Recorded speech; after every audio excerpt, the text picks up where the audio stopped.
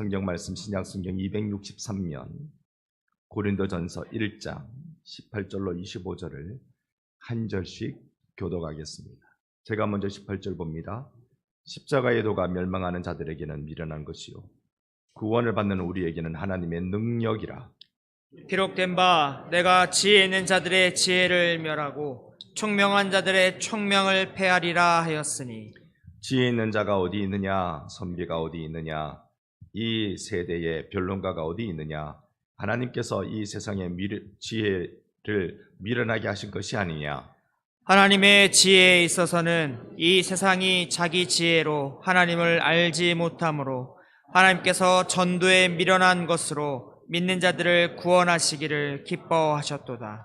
유대인은 표적을 구하고 헬라인은 지혜를 찾으나 우리는 십자가에 못 박힌 그리스도를 전하니 유대인에게는 거리끼는 것이요 이방인에게는 미련한 것이로되, 오직 부르심을 받은 자들에게는 유대인이나 헬라인이나 그리스도는 하나님의 능력이요 하나님의 지혜니라.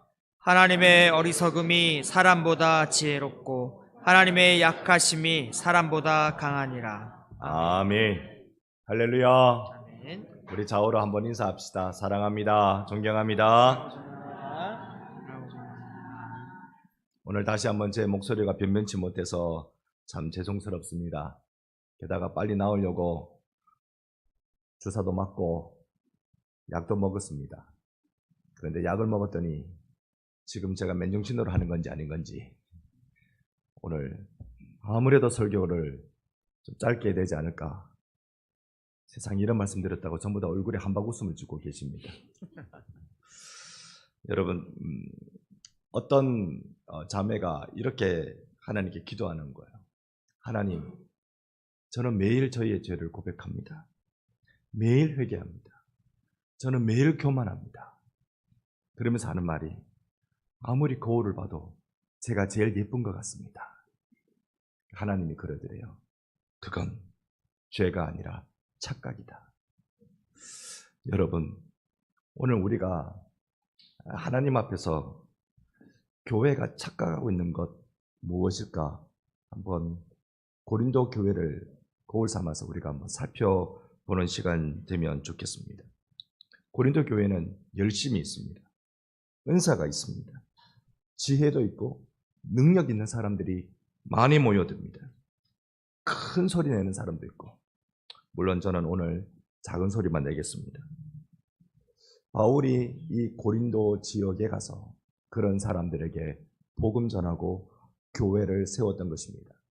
소위 바울의 2차 전도 여행이라고 말하는 그 모습인데요. 지도를 보면 이렇습니다. 사실 오른쪽 아랫부분에 예루살렘이라고 표시되어 있을 겁니다. 그 위에 보면 이 화살표 첫 출발이 안디옥이라는 곳에부터 시작되죠. 여기가 안디옥 교회입니다.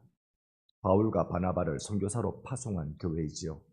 그래서 2차 전도 여행은 이렇게 그 지역을 더베, 루스드라, 이고니온, 드로아까지 갑니다. 여러분 글씨가 제대로 보이시는지 모르겠습니다만 해안가 쪽에 드로아라는 지역에 마게도냐 환상을 보고 이제 건너간 곳이 빌립보였습니다. 그리고는 거기서부터 쭉 내려가면서 데살로니가, 베레아 여러 지역에 복음 전하며 교회를 세웁니다. 그러다가 저 밑으로 내려가는데 아덴이 우리가 알고 있는 아테네를 말합니다. 아덴에 가서 복음 전하고 그 다음 간 곳이 바로 고린도인 것입니다. 여기까지 바울이 와서 복음을 전하는 것, 즉 2차 전도 여행 때 가장 철학의 도시라고 말하는 아테네를 지나자마자 맞이한 고린도 지역에서 교회를 세우게 되었습니다. 여기서 정작 18개월 동안이나 안정적으로 바울이 여기에서 소위 전도활동 또 교회 개척 이런 것을 할 수 있었습니다. 바울이 가는 곳마다 사실 짧게만 있었습니다. 가야 할 곳도 많고 그 지역의 복음 전할 형편이 잘 되지 못할 때 늘 짧게만 있다 갔는데 고린도 교회는 웬걸요? 한 달 반이나 그렇게 길게 있을 수가 있었습니다.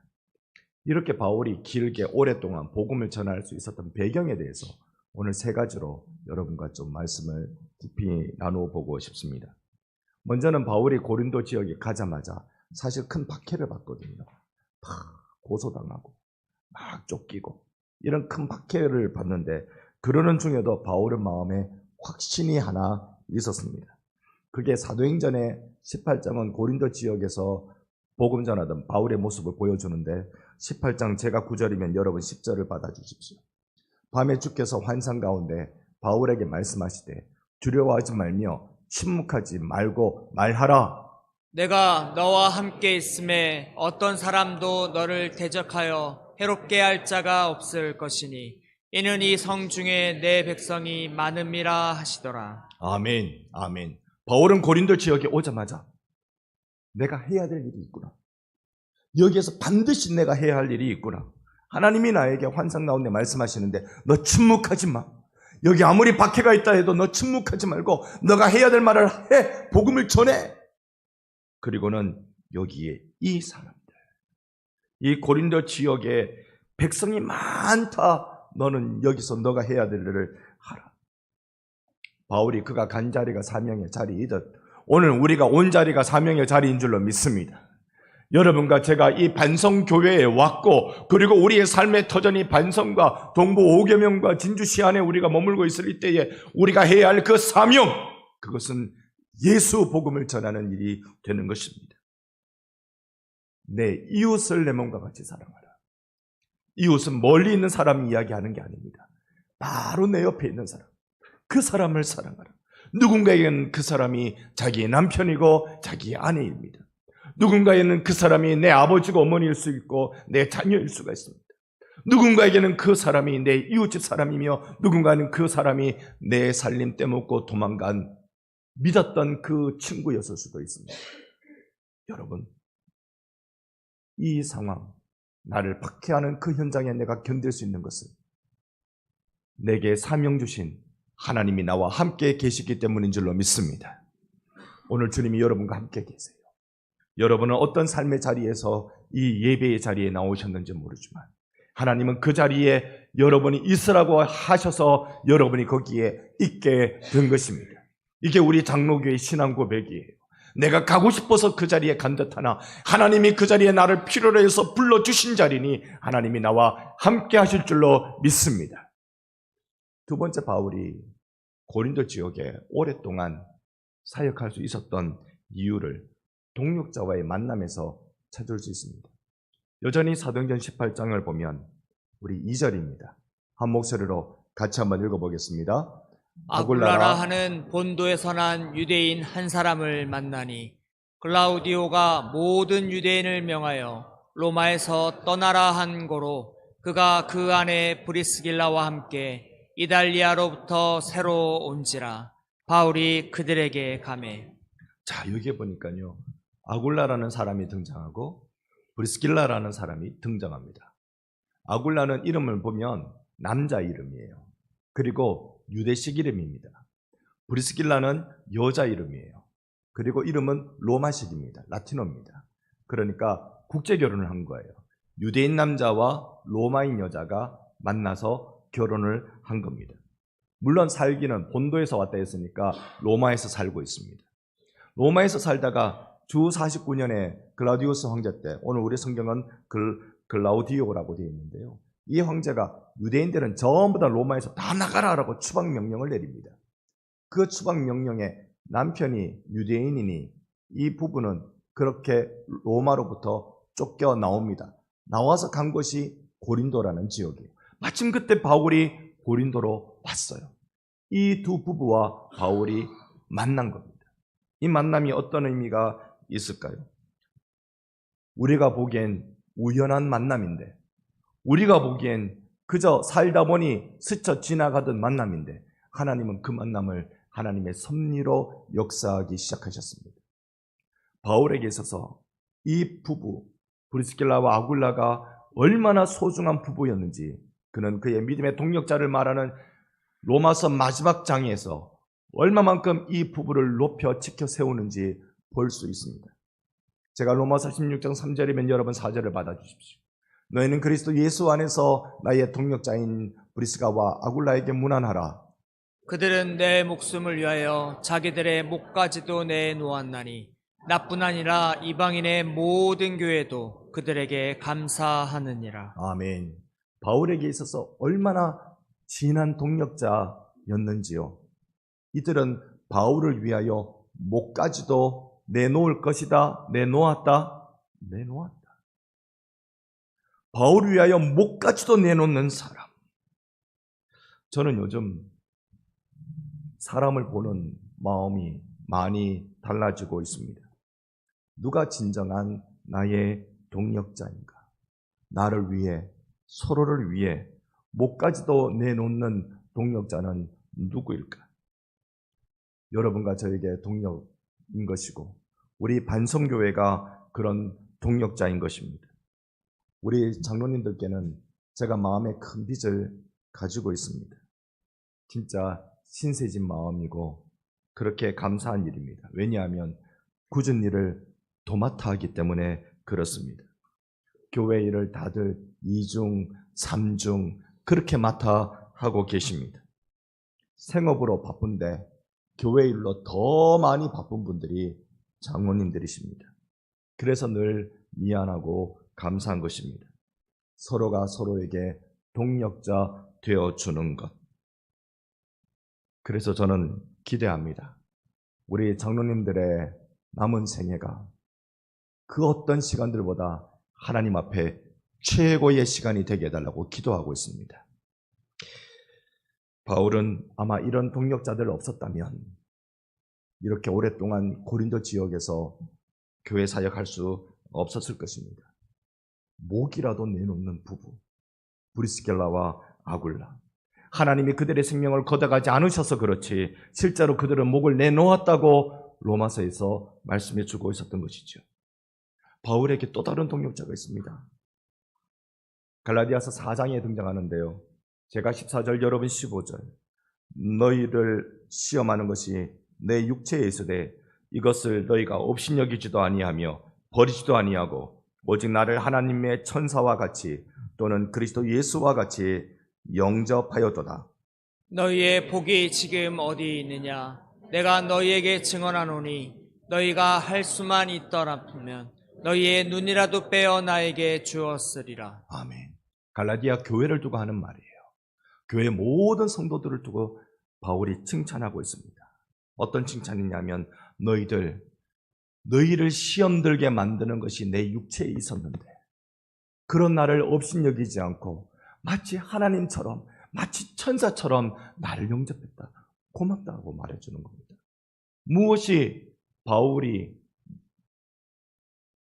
갈라디아 교인들로 하여금 시험 들게 만드는 육체의 가시였을까요? 그 뒤에 15절을 우리가 봤습니다만 15절을 통해서 보면 그들이 너희가 할 수만 있었더라면 너희의 무엇을 뺀다고요? 눈이라도 빼어서 나에게 주었을 것이다. 그러면 우리가 생각해 볼 수 있잖아요. 바울에게 있어서 참 다른 사람을 시험 들게 만드는 게 뭐였겠습니까? 눈. 사실 바울이 예수님을 만나기 전에 예수 믿는 사람 핍박하려고 다메섹 성을 향하여서 막 달려갈 때 그때 예수를 만나요. 그때 예수님을 만나면서 난 빛 가운데 예수님을 만나는데 그만 바울이 눈이 멀어버립니다. 캄캄해지는 눈을 뜰 수가 없었습니다. 그런데 나중에 이 눈을 뜨는데 눈에서 비늘 같은 것이 떨어져서 눈이 밝아졌다 그랬습니다. 뭔가 제가 의료 지식이 전혀 없습니다만은 비늘 같은 것이 떨어졌다면 뭔가 눈을 감싸고 있는 뭔가가 떨어졌겠지요. 뭔가 사라졌겠지요. 그러니 바울은 다른 사람 볼 때마다 딴 사람이 힘든 겁니다. 딴 사람이 그 눈을 쳐다보기가 어려운 거예요. 가만히 쳐다보면 무섭기도 하고 가만히 쳐다보면 이상하기도 하고 눈이 이상하니까 사람들이 바울을 보면 시험 드는 겁니다.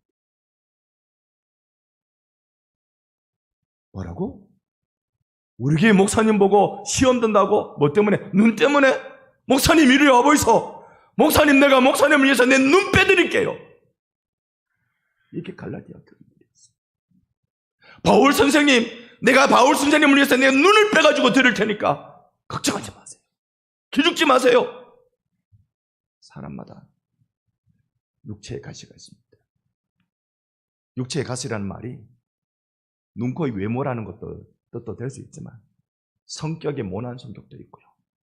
육체의 가시라는 것이 살아온 배경이 다르니까 그 배경에 따라서 참 다르게 표현될 수도 있습니다. 이런 것이 다른 사람을 시험 들게 만드는 것이 있어요. 여러분에게는 어떤 것이 있는지 모르겠습니다. 사실 없는 사람이 없어요. 다 시험 들게 만들고. 그런데 갈라디아 교인들은요, 이렇게 육체의 가시가 심각한 바울을 우리 목사님이라고, 우리 교회를 개척해준 우리 목사님이라고. 우리 교인들은 바울 선생님을 위해서 우리가 다 막아설 거예요. 다 막아설 거예요. 바울에겐 이만한 동력자가 있었습니다. 지금 고린도 교회에 오래 사역할 수 있었던 것은 그 목이라도 내어줄 만한 브리스길라와 아굴라의 부부를 만났기 때문에 바울은 여기에서 오랫동안 사역할 수 있었습니다. 게다가 세 번째로 누군가 이 사역자가 더 보태져요. 더 많아집니다.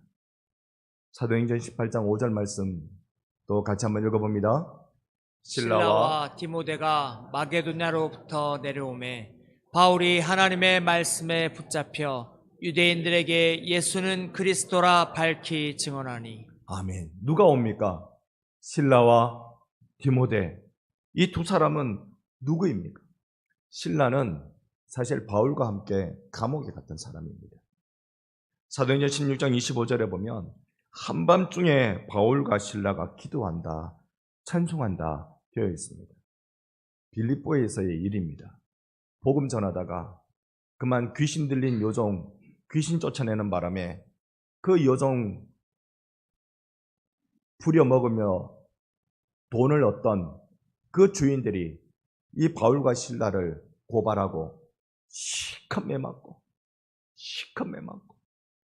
그러니까 자기 생계를 위협했다 이거죠. 그 시당국에 고발해가지고 시컷 매를 맞고 얼마나 맞았던지 정신을 잃어버리고 혼절해서 그래서 질질 끌고 감옥에 쳐넣었는데 한밤중에 되었어요. 잠에서 깨가지고 이제 겨우 정신 차려가지고 두 사람이 얼굴을 멀뚱 바울과 실라가 얼굴을 멀뚱거리며 보는데 얼굴은 피투성이고 피골은 성잡했고 그런 와중에 그 두 사람이 얼굴 보면 어땠을까요? 아마 웃었을 거예요. 웃었을 거예요. 그러면서 기도하고 찬송하고 기도하고 찬송하고 이런 동력자가 지금 이 척박한 땅 고린도를 여기로 오고 있다. 이 동력자가 지금 여기 와서 우리와 같이 힘을 보태고 있다. 여러분, 우리는 예수 믿는 같은 믿음의 동지로서의 경험이 많기를 원합니다. 예수 믿는 것 때문에 서로가 거룩한 일을 경험하는 일이 쌓여지기를 원합니다. 그 어떤 때보다 내 옆을 지켜주던 사람, 가장 힘들 때 내 옆을 지켜주던 사람. 웬만하면 부부가 왜 가장 간절할까요? 사람이 제일 큰 충격이 배우자가 먼저 하늘나라 가는 거라고 합니다. 왜 그럴까요? 평생 어려울 때 내 옆을 지켜줬거든요. 제일 어려울 때 나를 도와줬거든요. 늘 다른 사람 외면할 때 내 편 들어줬다고. 그러니까 배우자의 죽음이 가장 큰 충격이랍니다. 제일 내 어려울 때 도와주는 그 사람. 여러분, 옆에 분께 같이 옆에 분 얼굴 한번 보세요. 그런 사람인지 한번 보세요. 인사합시다. 내 옆에 있어 주셔서 정말 고맙습니다. 맞습니까? 아멘입니까? 아멘. 내 옆에 있어 줘서 정말 고마운 사람. 이런 믿음의 동지가 딱 오니까 바울이 고린도 지역에서 그렇게 1년 6개월 동안이나 긴 시간, 상황은 녹록지 않았어요. 같이 야손이라는, 거기에서 첫 열매인 야손이라는 회당장은 큰 곤욕을 치를 정도로 고린도 지역에서 상황이 녹록지 않았습니다만은 거기에서 그렇게 바울은 사역할 수 있었습니다. 이들이 누구일까? 우리 교회에서는 이들이 누구일까? 그건 우리 집사님들, 그건 우리 권사님들이죠. 우리 집사님들, 우리 권사님들, 저에게는 신라와 같은 분들이고, 우리 믿음의 자녀들이 저에게는 디모데와 같은 아들들인 것입니다. 다 아는 거예요. 얼굴을 딱 보는 순간 나와 함께 고생을 같이 해준 사람, 고생을 같이 해준 사람, 끝까지 내 곁을 지켜준 감사한 분들, 믿음의 사람들. 여러분, 이들을 향하여서 바로 성경은 우리에게 큰 은혜의 말씀들을 전해주고 있는데요. 내 곁을 지켜주는 그 사람들 덕에 우리가 하나님께 붙들려 있다는 것을 우리에게 말씀해 줍니다. 이런 사람들 보니까 내가 하나님께 붙들려 있구나. 이런 사람들 보니까 내가 하나님 말씀에 붙잡혀 있구나. 이게 우리가 아까 본 사도행전 18장 5절의 말씀입니다. 아니, 바울과 실라가 왔는데 바울이 하나님 말씀에 내가 붙잡혀 있다. 이들이 와서 나와 함께 고생한, 나와 함께 눈물을 쏟은 그 사람들이 오니까 바울이 하나님 말씀에 붙들리기 시작하는 거예요. 바울도 사람이에요. 그냥 하나님 말씀 생각하면 감격하지만 힘들 때는 힘들고 낙심할 때는 낙심하고 시험 들 때는 시험 드는 겁니다. 그런데 이들을 딱 보는 순간 맞아, 이 고린도에서 내가 하나님의 말씀에 붙들려 있는 사람이지, 용기를 얻게 된 것입니다. 우리 성도 각자가 서로가 이런 용기를 나눠주는 성도 되기를 축원합니다. 서로에게 힘을 쫙 보태주고 끝까지 자리를 지켜주는 그런 사람들 말입니다. 여러분 덕에 우리가 하나님께 붙들려 사는 것입니다. 우리 집사님들 덕에, 우리 권사님들 덕에 저도 하나님 말씀에 붙들려 살아가고 있습니다. 고맙습니다. 바울이 이 고린도 지역에서 이제 교회를 개척해서 세워나갈 때, 고린도 지역은 사실 굉장히 척박한 환경입니다.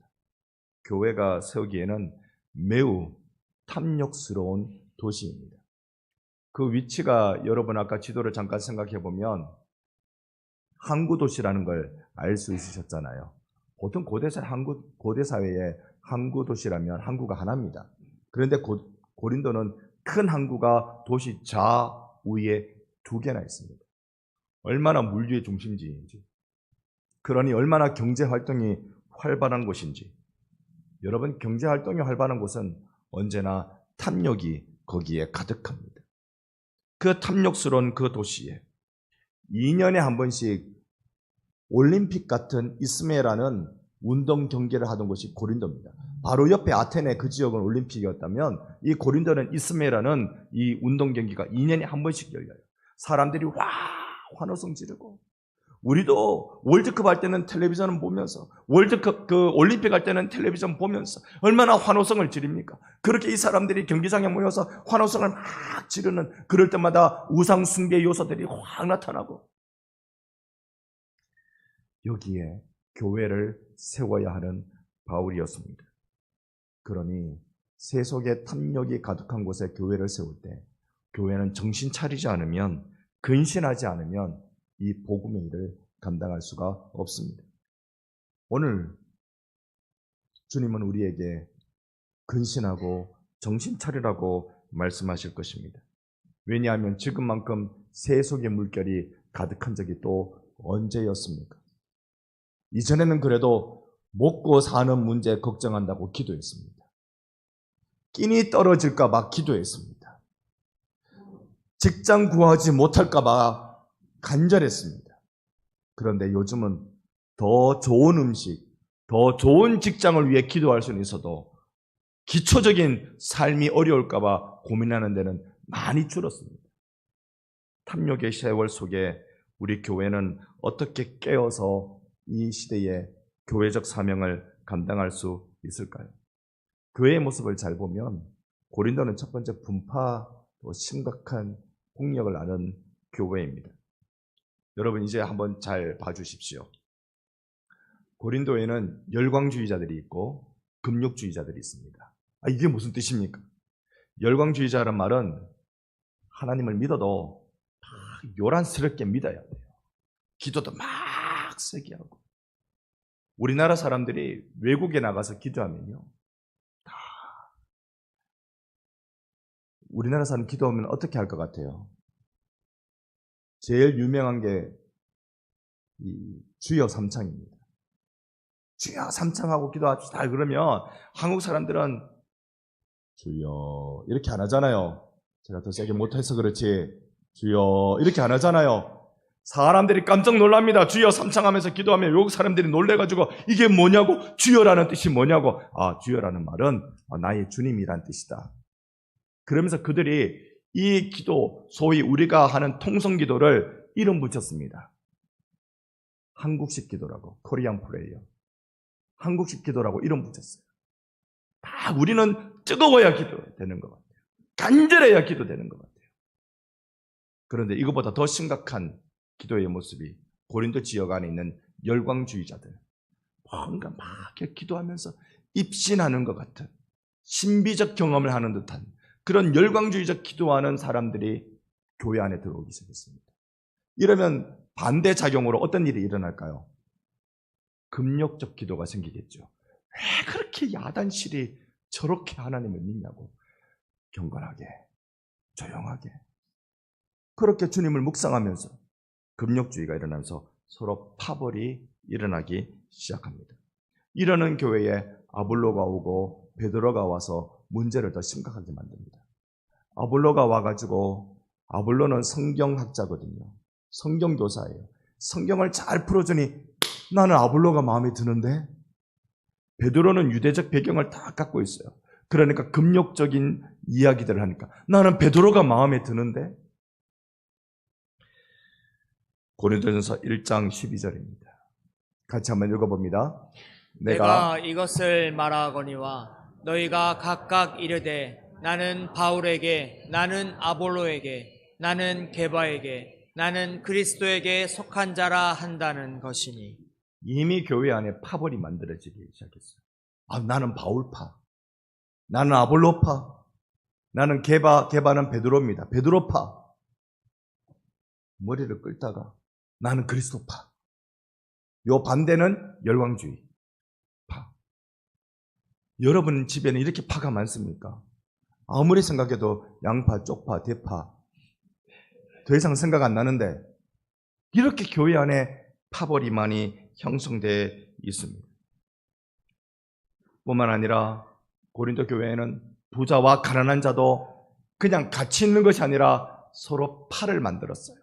성찬식 할 때요, 성만찬 할 때 부자들은 와인을 들고 오고 빵을 들고 와서 가난한 자들이 아직 오기도 전에 교회 안에서 성찬식이랍시고 한다고 저끼리 배부르고 한 잔 딱 취해 있는 그런 상황이 되어 있어요.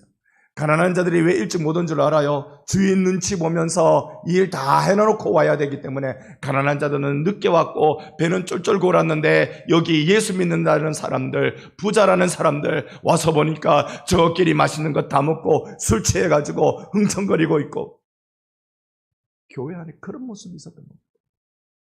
교회가 깨어지기 일부 직전이에요.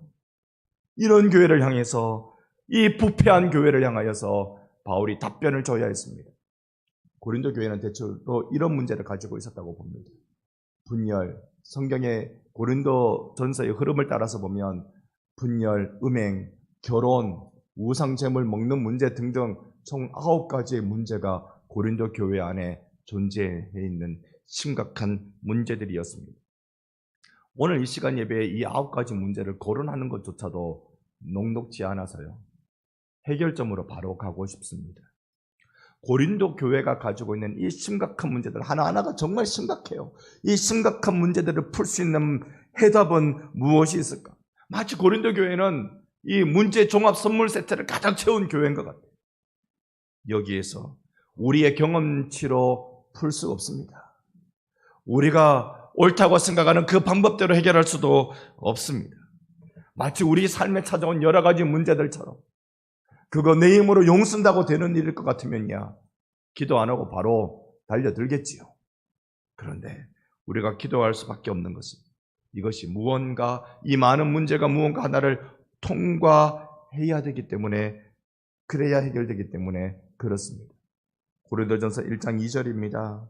고린도에 있는 하나님의 교회 곧 그리스도 예수 안에서 거룩하여지고 성도라 부르심을 받은 자들과, 우리는 예수 안에서 거룩하여지고 뭐라고 불려진다고요? 성도라고, 거룩한 무리라고.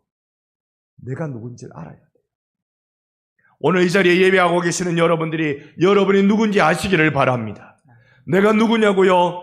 내가 낸데 그건 하나님이 하시는 말씀이에요. 나는 스스로 있는 자다라고 말씀하실 때 그거는, 그 말의 뜻은 나는 나다라는 뜻이에요. 우리가 고백할 수 있는 건 하나님이 내게 주신 이름, 성도라는 이름. 여러분이 거룩한 성도라는 것을 잊지 마시기를 바랍니다. 우리는 반성교회의 거룩한 성도로 부름받아진 사람들입니다. 이 부분이 명확하게 고백되어져야, 그래야 우리가 주님을 사모하는 자리에 나갑니다. 1장 7절 같이 한번 읽어봅니다. 너희가 모든 은사에 부족함이 없이 우리 주 예수 그리스도의 나타나심을 기다림이라. 우리는 예수 오실 날을 기다리는 자들입니다. 주님이 다시 오실 날을 기다리는 그리스도의 순결한 신부들입니다. 그러니 우리는 그 기다림 동안 은사 자랑하지 말고, 내가 이만큼 성공했다, 그 성공 자랑도 하지 말고, 내가 이만큼 뭘 가지고 있다, 소유 자랑도 하지 말고, 내 건강은 아직도 이만큼, 그것도 자랑하지 말고, 여러분과 저의 자랑은 내가 성도다. 내가 성도다. 예수 믿는 성도다. 교회 오실 때, 여러분 교회 오면요, 우리가 그리스도의 오심을 기다리는 신부라는 사실을 꼭 기억해 주십시오. 주님을 맞이할 신부라는 사실. 여기 고린도 지역은 너무나도 철학도 많고 부자들도 많고 능력 있는 사람도 많고, 그럴 때 그리스도의 신부는 꼭 한 가지로만 자신이 성도가 되는 것을 알고 있습니다. 그것이 바로 십자가라는 것입니다. 오늘 본문 23절과 24절 두 절 말씀을 우리에게 같이 힘차게 한 목소리로 23절, 24절 함께 읽어보겠습니다.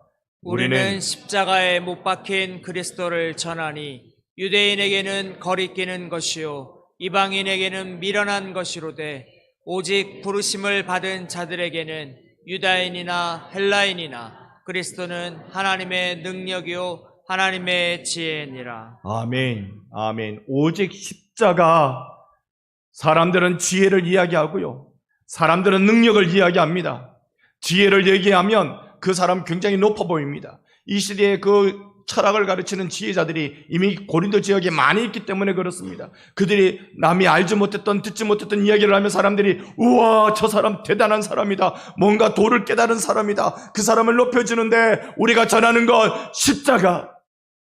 사람들은 능력을 가지기를 원합니다. 특히 유대인들은 메시아라면 하나님의 능력을 나타내서 죽은 자 살려내고 병든 자 고쳐내고 어려운 거 다 뚫어내는 이 능력을 이야기하는데, 우리는 십자가.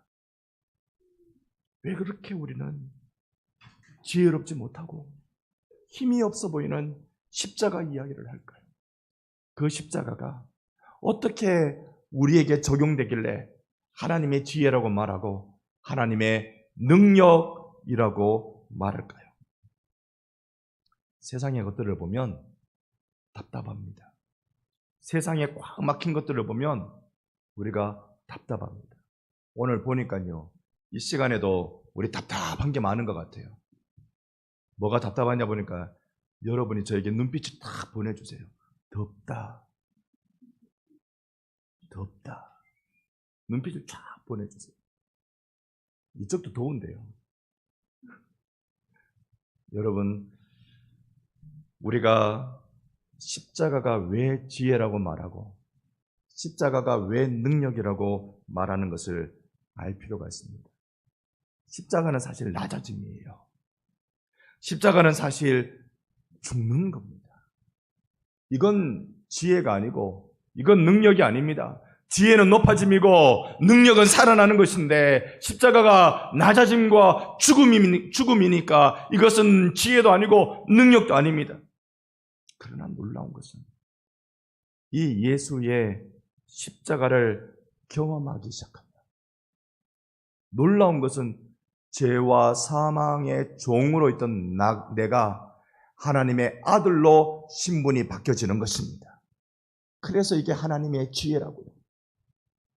십자가가 능력인 것은 그저 확 죽어버리는 별 볼 일 없는 것 같은 그 십자가인데 그 십자가가 내게 다가오기 시작할 때 주여 이제 내 힘으로 사는 것이 아니라 주님 주신 힘으로 사나이다. 십자가는 하나님의 능력을 나타내는 놀라운 생명의 통로가 되는 것입니다. 고린도전서 2장 2절입니다. 또 함께 같이 읽습니다.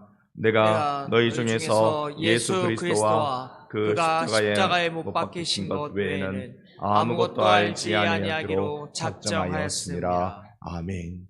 여러분과 저에게는 예수밖에 없는 줄로 믿습니다. 다른 것은 우리가 알기를 원치 않아요. 여러분, 우리는 예수 아는 게 제일 중요한 것입니다. 이 말씀 붙들고 사람들이 나는 세상의 다른 학문은 절대 하지 않는다. 그건 틀린 생각입니다. 세상의 모든 학문을 십자가로 하라고요. 자기를 교만한 대로 만들지 말고 예수 섬기는 일로 겸손하게 낮아짐으로 죽음의 자리에 이르기까지 예수의 십자가로 세상 학문을 감당하며 세상을 살려내라고요. 3절은 내가 너희 가운데 거할 때 약하고 두려워하고 심히 떨었다. 바울이 뭐가 아쉬운 게 있어서 여기에서 약하고 두려워하고 심히 떱니까? 바울이 여기에 지혜자들보다 못할 줄 아세요? 얼마나 언변이 능하고 얼마나 지혜가 많은 사람인데 심지어 바울은 놀랍게도 로마 시민권자입니다. 바울이 뭐가 무서워서 고린도 지역에서 두려워하고 고린도 지역에서 무서워 그렇게 떨었을까요? 그는 십자가를 전해야 하기 때문에 그랬던 것입니다. 예수의 십자가가 우리를 살리는 일이 되기 때문에 그렇습니다. 오늘 여러분과 저는 하나님의 교회를 섬기는 놀라운 일로 부름받았습니다. 그리고 함께 동력자로 서 있습니다. 우리가 과연 이 큰 일들을 할 수 있을까? 우리가 과연 이 반성을 살려내는 일을 할 수 있을까? 우리는 지혜가 없으니 우리는 능력이 없으니 못합니다. 예수만 하십니다. 예수만이 반성을 살리고 반성을 변화시켜 나가십니다. 여러분, 이 자리에 오신 여러분도 예수만이 여러분을 바꾸고 여러분을 변화시킬 줄로 믿습니다. 예수를 우리 의지하십시다. 바울이 복음을 전하는 곳마다 고대 사회에 우상 숭배적 요소들이 그의 복음 전하는 일에 큰 걸림돌이었습니다. 달리 말하면 사람들이 어려우면 길을 가다가 자빠지고 재수 없는 일을 만나고 갑자기 병들고 사업에 망하고 그러면 고대 사회에서는 뭐라고 생각했느냐면 내가 신의 노여움을 받았다. 신의 노여움을 받았다. 그런데 바울은 가서 신의 노여움을 받아서 그래 된 것이 아니다. 너희들이 참신 하나님을 만나면 신의 노여움이 아니라 신의 놀라운 복 가운데 너희들이 살 당연한 존재라는 걸 알게 될 거다. 예수 안 믿으면요, 신의 노여움을 받았다 싶으면 그 신의 노여움을 풀어주기 위해서 온갖 공을 다 드립니다. 공양미를 내든지 복채를 내든지 온갖 공을 다 드립니다. 그래서 신의 노여움을 달래고 그 신으로부터 복을 받기를 바라죠. 하지만 우리가 믿는 하나님은 그런 분이 아니에요. 세상의 신은 사람이 신을 감동시키려고 노력하지만 우리가 믿는 하나님은 예수의 보혈을 가지고 있는 그 백성들을 바라보시는 하나님은 되려 하나님이 우리를 감동시켜 주시는 것입니다. 하나님이 우리를 향하여 놀라운 은혜로 우리의 심령을 감동시켜 주시는 놀라우신 하나님이신 겁니다. 이 하나님을 믿는 것이 그리스도인들입니다. 여러분과 제가 낙심할 이유가 없고 십자가로 두려움을 회복하는 가운데 나갈 수 있는 자들이 되는 것입니다. 십자가를 통과할 때만 우리는 동력하며 우리는 반성교회에서 하나님의 나라를 이루어 가게 되는 것입니다. 세상의 악에 대한 하나님의 응답은 십자가라는 말이 있습니다. 여러분과 제가 다시 십자가 붙들고 다시 십자가로 돌아가는 반성교회 놀라운 은혜를 이루는 성도 되시기를 예수님의 이름으로 축원합니다. 아멘. 아멘. 찬송가 151장을